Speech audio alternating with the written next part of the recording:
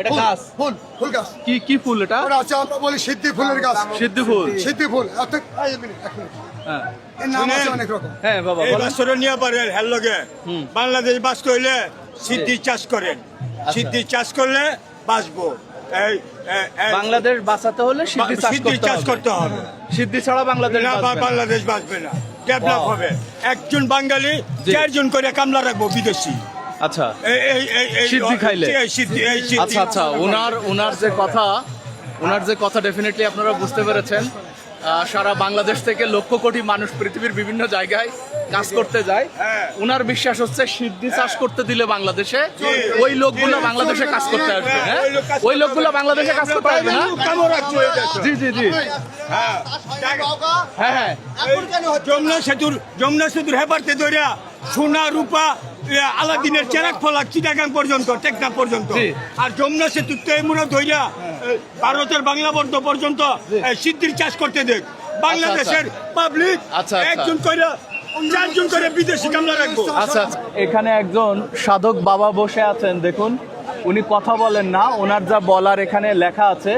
আমি যদি আপনাদেরকে 2-1টা পয়েন্ট এখান থেকে পড়ে একটু শোনাই। চিশতিয়া আল কাদেরিয়া তরিকা পীরের আদেশে 80 সাল থেকে শুরু করে 36 বছর থাকিতে হবে। শিকলের ওজন, ওনার গায়ে যে মোটা শিকলগুলা দেখতেছেন সাথে তালাও লাগানো আছে, এবং এই একটা এই শিকলের ওজন হলো 70 কেজি। একবার কল্পনা করা যায় আপনি সারাদিনে 5 কেজি কোনো লোহার দণ্ড শরীরে পরে হাঁটতে পারবেন? উনি কিন্তু 36 বছর এই 70 কেজি ওজনের এই ভারী লোহার দণ্ডটি পরে ঘুরে বেড়াচ্ছেন একজন সাধক হিসাবে, এবং কাহারও কাছ থেকে কোনো কিছু চেয়ে খেতে পারিবে না। চতুর্থত হচ্ছে উনি শীতের পোশাক পরিতে পারিবে না। যদি আপনারা একটু পড়তে পারেন, এখানে আমি ধরতেছি, শীতের পোশাক পরতে পারিবে না। 7 দিনে একবার গোসল করিতে পারিবে। সপ্তাহে 3 দিন ভাত খাওয়া বন্ধ। আচ্ছা, সপ্তাহে উনি 4 দিন ভাত খেতে পারবেন ওনার অলির আদেশে, আর সপ্তাহে 3 দিন উনি খেতে পারবেন না।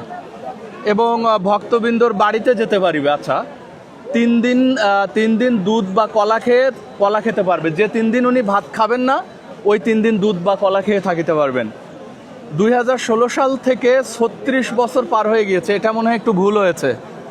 16 সাল থেকে, 2016 থেকে 36 বছর। আচ্ছা, এই বিষয়টা আমি বুঝি নাই, এটা হয়তো ওনাদের কোনো একটা হতে পারে। আমি এখানে লেখাটা আপনাদের উদ্দেশ্যে একটু ধরতেছি, ডেফিনেটলি আপনারা এটা খুব সুন্দরভাবে পড়ে নিতে পারবেন। বিশ্বাস যার যার, যে কোনো মানুষ যে কোনো কাউকেই বিশ্বাস করতে পারে, যে কোনো কিছু করতে পারে। আমার বিশ্বাস হোক আর না হোক, ওনার বিশ্বাস এটা, উনি এভাবেই ধর্ম পালন করেন, এভাবেই নিজেকে গুছিয়ে নিয়েছেন।